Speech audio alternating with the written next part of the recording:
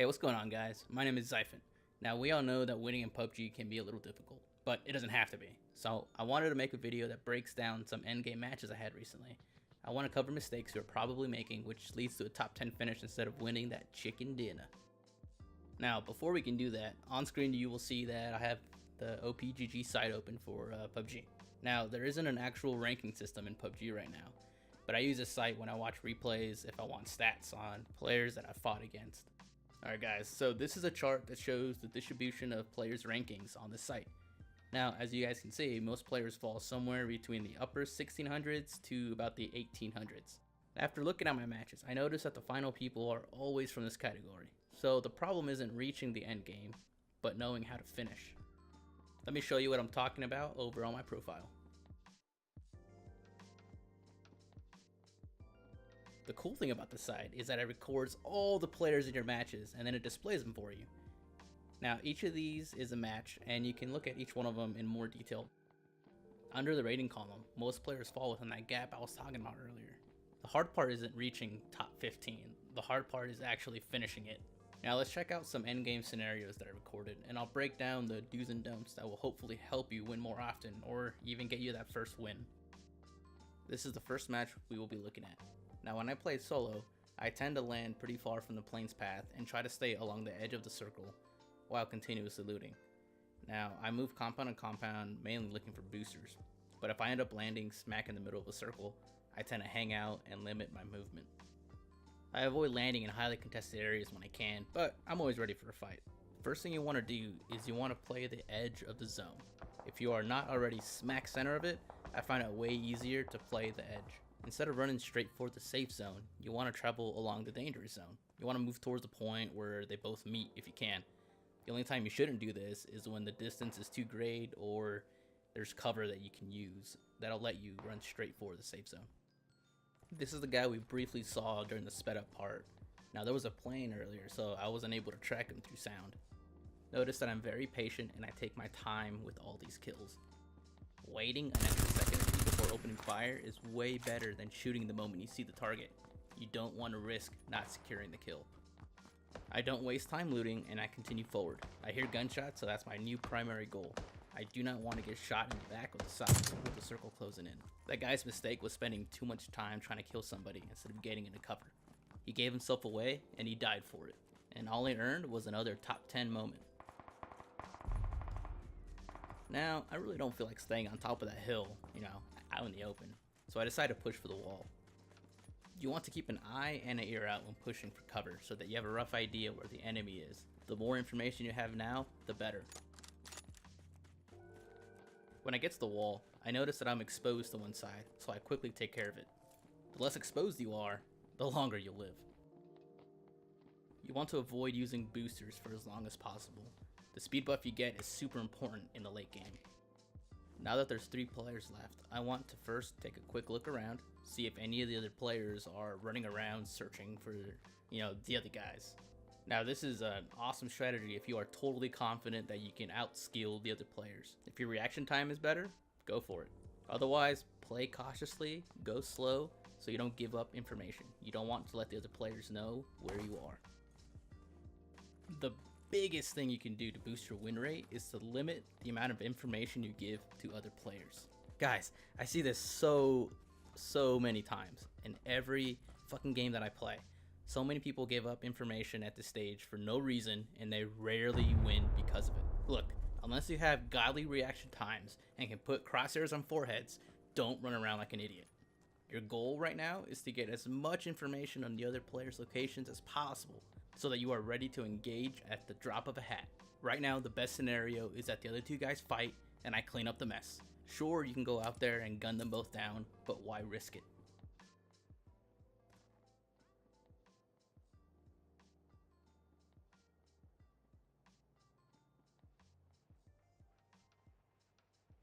This guy is running around like a cockroach in a hairdryer factory. Looks like he has an idea where the other guy is. That's perfect for us.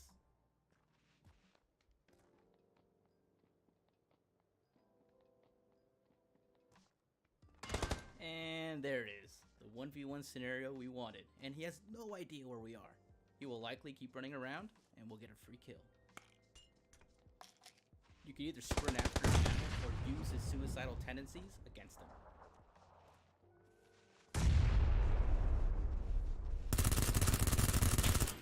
There we go, folks. I got all my kills in the end where most people struggle. Now let's move on to our final example. So, this one was a day before, and I just used the 2 most recent games I had as an example. I didn't intend for them to be this close together. Total coincidence. And again, I don't have any kills up to this point. We are in a very dangerous position right now. We have to climb up the hill, and then we have to go down the hill. Each way, we are super exposed. The solution? Follow the danger zone up the hill. No, but seriously, that's probably the safest way to get up this hill. So those shots came from the top of the hill. There's somebody there, and we have to keep an eye out for him. I swap to my Kar 98 with my shitty 2X, and I get ready for a fight. Although I really hope it doesn't turn into a fight and I just shoot him in the face or something. Right now, I'm sprinting up the hill because the gunshots came from the direction I was planning on going. I don't have the luxury of sneaking around. People will be on alert. I am currently in tunnel vision mode because from across the zone, I'm going to be hard to hit.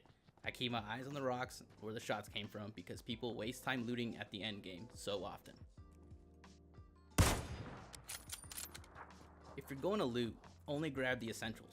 Right now, I need a scope and I guess more boosters or something. Either way, I'm planning on taking a quick peek, but I don't plan on staying for too long. I need to get down the hill.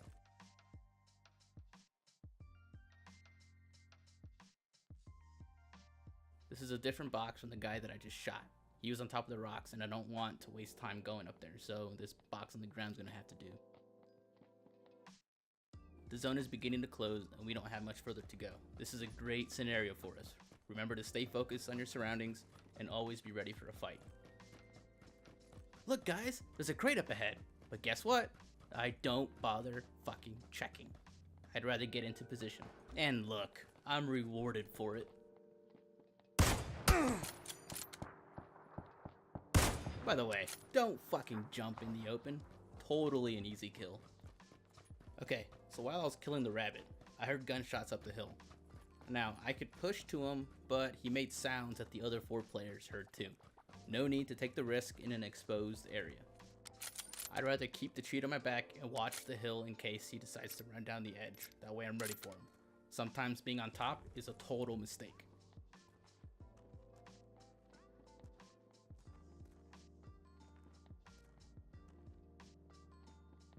I'm slowly getting uneasy because my current position is exposed. I want to move somewhere else with more cover. The problem is, well, I'm on a fucking hill. Kinda hard to find cover. Boom, another gunshot from the top of the hill. This is a perfect chance for us to move down the hill and away from the sounds. Use distractions when you can, people.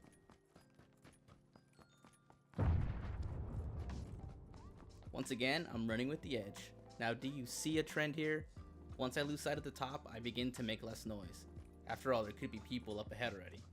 But I can't just crouch walk out in the open, so I have to risk moving fast while moving with as little noise as possible. Remember to stay boosted. You never know when that extra speed will help you out. Just don't do it out in the open like I kinda sorta did just now. Now that we relocated, we have to check our surroundings. This may seem a little risky, but we need information, right? Meow. I still need to find a better spot that's within the zone and is relatively safe.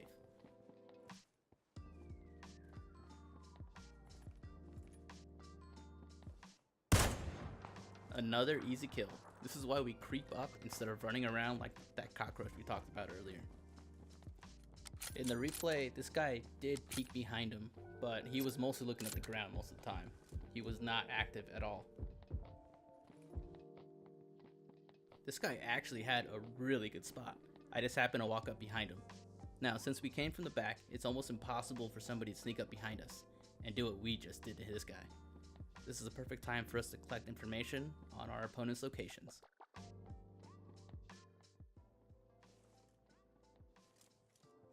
I hear footsteps at the hill by the tree and I keep my gaze focused on it. I will probably have to fight him and lose the advantage I have.